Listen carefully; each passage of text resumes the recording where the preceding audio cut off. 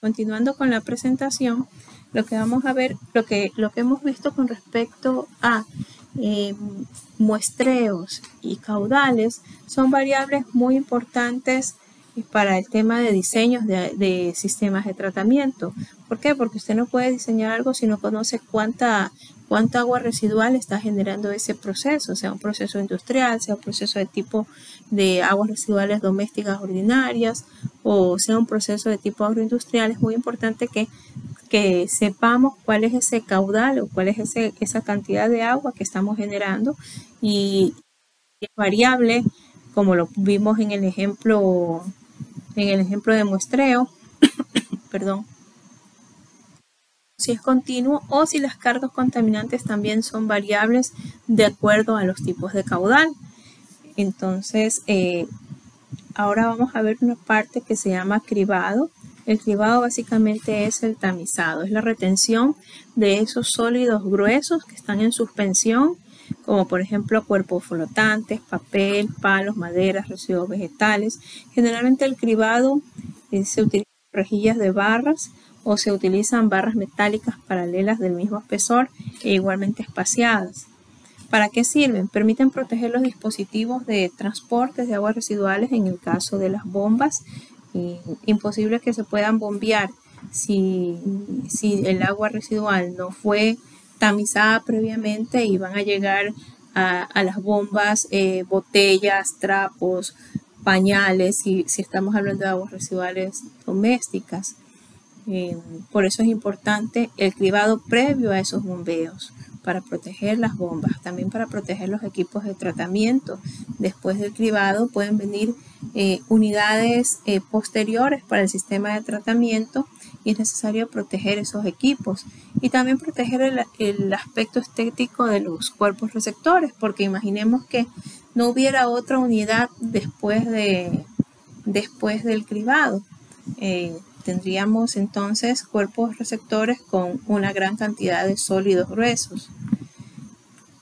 Con respecto al espaciamiento entre barras, es lo que va a definir qué tipo de rejillas es. Si son rejillas gruesas, ese espaciamiento o esa instalación de esas rejillas va a ser aguas arriba de las bombas, es decir, antes de que el agua residual llegue a las bombas. Cuando son rejillas medianas, hay un menor espacio entre las barras y se utilizan en plantas de tratamiento de aguas residuales.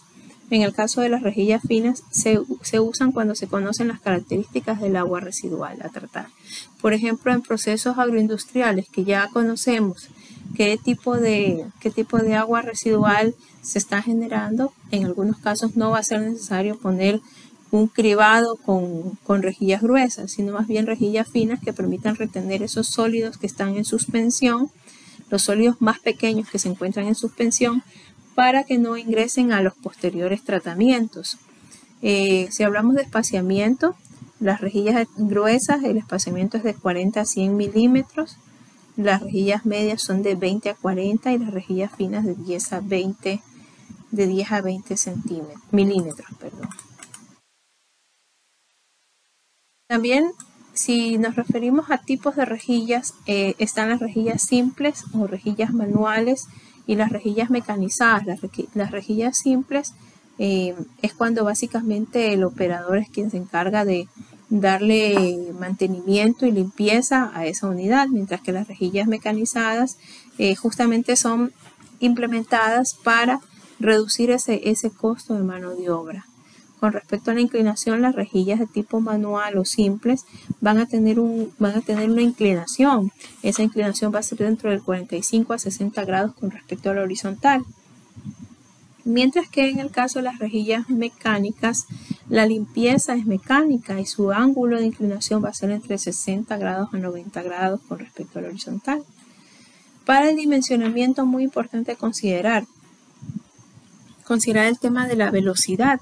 Existe una velocidad mínima que es de 0.60 metros por segundo para un caudal inicial y una velocidad máxima de 1.20 metros por segundo para caudal final. Esta velocidad es muy importante porque en parte permite regular que la pérdida de carga de esa rejilla. La pérdida de carga de esa rejilla es un parámetro muy importante dentro de su diseño. Para su diseño vamos a hacer varios cálculos, su dimensionamiento, su espaciamiento y su tipo de barras lo vamos a considerar ahora en el ejercicio que vamos a realizar. Es muy importante el tema de la velocidad. La velocidad inicial que vamos a utilizar es de 0.60 metros por segundo. Vamos a utilizar caudal mínimo, medio y máximo con un rango de tolerancia del 20%. Ese rango de tolerancia generalmente se utiliza si son unidades que están expuestas y que expuestas a la influencia de la precipitación. Muy importante considerar que ese caudal con el cual vamos a diseñar requiere tener este margen de tolerancia para evitar rebosamientos o taponamientos de la estructura. También vamos a hacer el cálculo del ancho del canal, el área, el largo del canal, la pérdida de carga, que es un parámetro fundamental que vamos a ver más adelante y básicamente es en función de cuán probable es que esa rejilla se tapone, y el tema de la eficiencia. Aquí vemos imágenes de unas rejillas de tipo gruesas. Aquí están una con una separación mayor y luego viene una con una separación menor. Aquí lo que vemos en la parte final es una canasta que lo que permite que cuando el operador retire los sólidos de las rejillas, los ponga sobre esa canasta y permita que el agua se escurra para que cuando sean estos sólidos dispuestos, ya sea a un relleno sanitario o a incineración, no vayan con tanta cantidad de agua. Sí hay intentos de querer recuperar esos sólidos, pero en realidad son sólidos no valorizables, no reciclables, por lo que su vía de gestión más común es que vayan a un relleno sanitario. Pero esta canastilla permite escurrir esos sólidos para que no vayan con gran contenido de agua. Para el cálculo de esa pérdida de carga, que es el valor de H, utilizamos la fórmula de Kirchner. En esa fórmula de Kirchner, el valor de beta es una constante que va a depender del tipo de rejilla. Por ejemplo, esta rejilla rectangular, el valor de beta va a ser de 2.42. Si fuera una rejilla de barras circulares, el valor de beta va a ser de 1.79. Y así sucesivamente. Aquí tenemos diferentes constantes asociadas a la forma de la rejilla. ¿Cómo se determina esa eficiencia de la rejilla en función del espesor de las barras? Tenemos en este lado el espesor, y el valor de A es el espaciamiento entre barras. Entonces lo que se hace es que, por ejemplo, si la barra mide un centímetro, sí, o 10 milímetros, y vamos a buscar que tenga una separación entre barras de 2.5 centímetros, entonces lo que vamos a hacer es cruzar los 10 milímetros con 2.5 centímetros, entonces el valor de la eficiencia va a ser de 0.728. Con esto nos vamos a ir al Excel. Bueno, aquí está algunas consideraciones, la ecuación de Kirchner, algunos factores de forma con sus constantes dependiendo del tipo de las barras. El ángulo de la rejilla con respecto al horizontal es un parámetro importante también para los cálculos. Y vemos aquí algunas características que deberían de tener si vamos a hacer un diseño de una rejilla de tipo manual. El ancho de las barras debería de ser de entre 0.5 a 1.5 centímetros. La profundidad de las barras de 2.75 hasta 7.5. El espacio entre las barras va a ser entre 2.5 a 5 centímetros. La velocidad de acercamiento va a ser entre 0.3 y 0.6 y la pérdida de energía permisible va a ser de 15 centímetros. Esa pérdida de energía permisible es lo que va a decir que si en este espacio de la rejilla, si vemos esta vista en corte, hasta 15 centímetros, llegamos hasta 15 centímetros de acumulación de sólidos, el agua va a poder seguir pasando. Más de eso, ya existe un taponamiento y es necesario y es necesario darle mantenimiento a la unidad.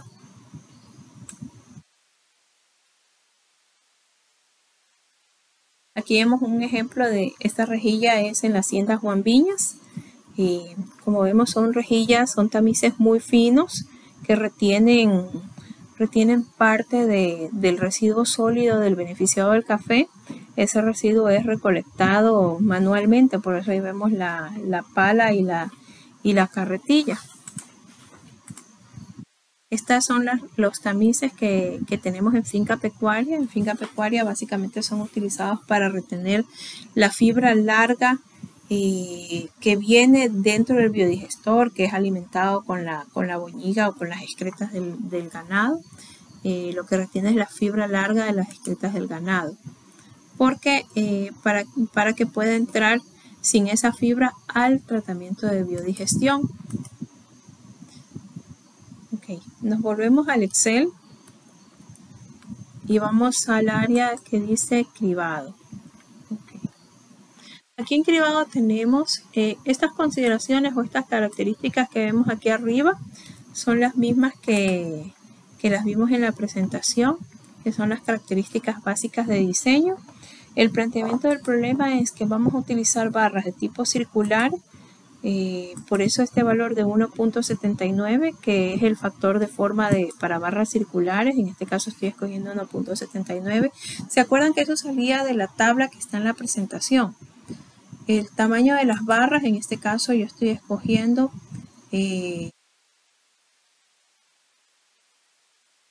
ancho de las barras, es entre 0.5 y 1.5, yo estoy escogiendo 1.3. El ángulo de la rejilla me dice que puede ser entre 45 a 60 grados. Yo en este caso estoy escogiendo 45 grados. Estos son los datos de mi problema. Me están pidiendo que yo diseñe una rejilla de tipo manual bajo estas características. El ángulo de la rejilla, como les decía, para poder utilizar funciones como seno, coseno, tangente, ese ángulo en Excel tiene que estar transformado a radianes. Aquí lo que estoy haciendo es transformar a radianes esos 45 grados. El espaciamiento mínimo entre una barra y otra, de acuerdo a las características, ese espaciamiento va a ser entre 2.5 y 5. En mi caso, mi ejercicio dice que es 3 centímetros.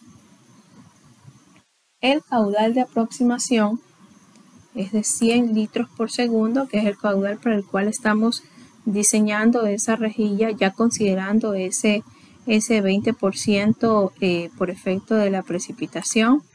La velocidad del flujo voy a escoger 0.6 metros por segundo. Y el ancho del canal de aproximación en este caso va a ser un ancho de 40 centímetros. Por eso dice ahí 0.4 metros. Ahora bien, vamos a empezar calculando el área útil. Para calcular el área útil necesito el valor del caudal, pero ese caudal está en litros por segundo. Yo lo ocupo que esté en metros cúbicos. Entonces ese caudal lo voy a dividir entre 1000. Y este valor, esta división la voy a su vez dividir por la velocidad.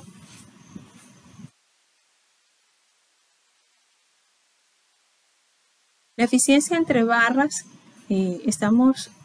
lo vamos a sacar de esta tabla de aquí. Dijimos que son 13 milímetros de tamaño de la barra y 3 milímetros del espaciamiento, 30 milímetros de espaciamiento, 13 milímetros del espesor de las barras y 30 milímetros del espaciamiento. Esa eficiencia sería 0,715.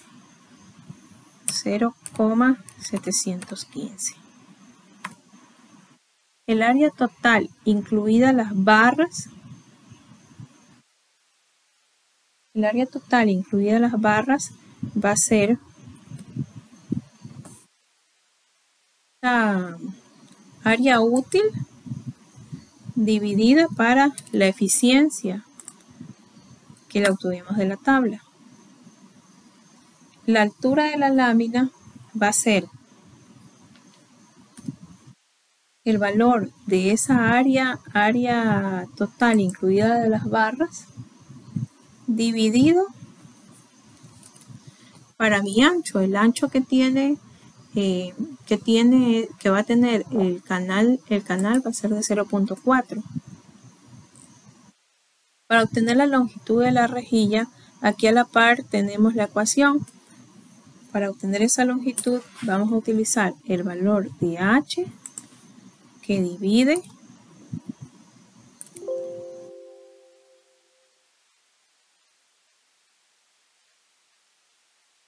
el valor de h que divide el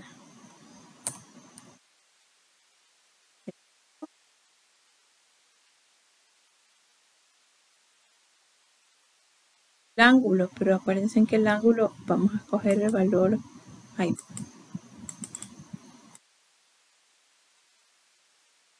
El seno del valor expresado en radianes.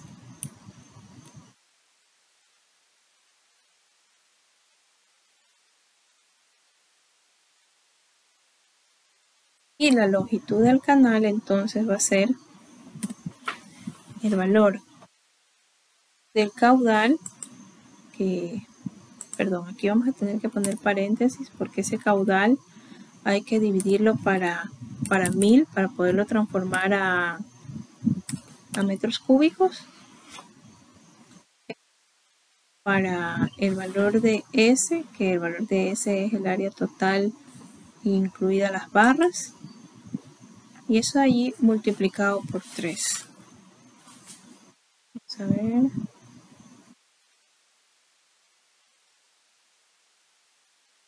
Paréntesis aquí y otro paréntesis acá. La longitud del canal va a ser de 1.29 metros. Ahora, para calcular cuántas barras yo requiero instalar, cuántas barras yo voy a requerir en ese ancho del canal, voy a utilizar esta fórmula. Voy a utilizar los 40 centímetros dividido para el espesor de la barra más el espaciamiento mínimo entre barras, pero hay que convertir las unidades. Es decir, este ancho que está en metros, yo lo voy a multiplicar por 100. Entonces me quedaría el ancho por 100 para poder convertir las unidades dividido para la sumatoria del tamaño de las barras más el espaciamiento mínimo entre barras.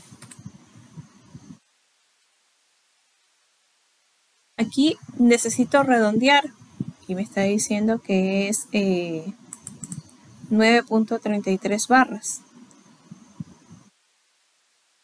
Yo lo puedo redondear ya sea a 9, porque no pasa de 9.5 para decir que lo puedo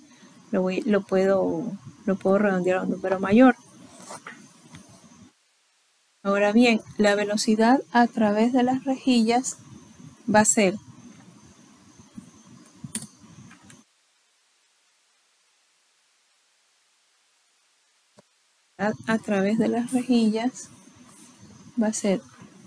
la velocidad del flujo. ¿Dónde está?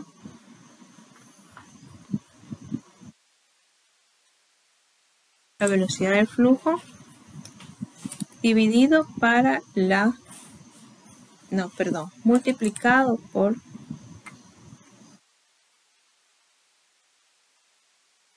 la velocidad del flujo multiplicado por la eficiencia de las barras.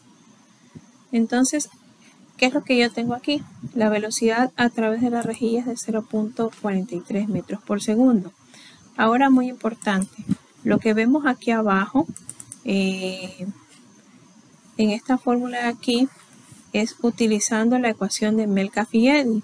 La ecuación de Melcaffe-Eddy lo que está agarrando es, vamos a ver, está agarrando la velocidad del flujo elevado al cuadrado menos la velocidad a través de la rejilla elevado al cuadrado, y eso que divide el 0.7 por 2 por el 9.81, que es el valor de la gravedad. De acuerdo a esta ecuación me da un resultado de 0.013 metros. Eso convertido a centímetros, este valor es menor a los 15 centímetros que me dicen pérdida de energía permisible. Lo que quiere decir es que está correcto de acuerdo a los parámetros de diseño y a los valores que utilizamos. Ahora bien, si yo quiero determinar cuánto va a ser esa velocidad de flujo en una rejilla que va a estar 50% sucia, lo que voy a hacer es multiplicar esa velocidad del flujo que tenía inicial por 2, que sería 1.20 metros por segundo. Para calcular esa pérdida utilizamos la misma ecuación de Melcaffe-Eddy, pero ahora considerando esa velocidad de 1.20, considerando que la rejilla está al 50% sucia, menos la velocidad a través de la rejilla y dividido por 0.7 por 2 por 9.81. La pérdida que voy a tener con una rejilla 50% sucia va a ser de 0.09. También es inferior a los 15 centímetros de la pérdida de energía permisible. Y finalmente, la ecuación que vemos aquí abajo es la ecuación de Kirchner. La ecuación de Kirchner es esta ecuación que está aquí. Básicamente lo que nosotros hemos hecho es calcular esa pérdida de energía bajo dos ecuaciones, la ecuación de Kirchner y la ecuación de Melcaffe-Eddy. ¿Sí existe una diferencia? Sí. Si vemos los resultados de Melcaffe-Eddy con respecto a la pérdida de energía de la ecuación de Kirchner, hay una diferencia. Sin embargo, ninguna de las dos supera los 15 centímetros de pérdida de energía permisible, por lo cual el diseño está correcto.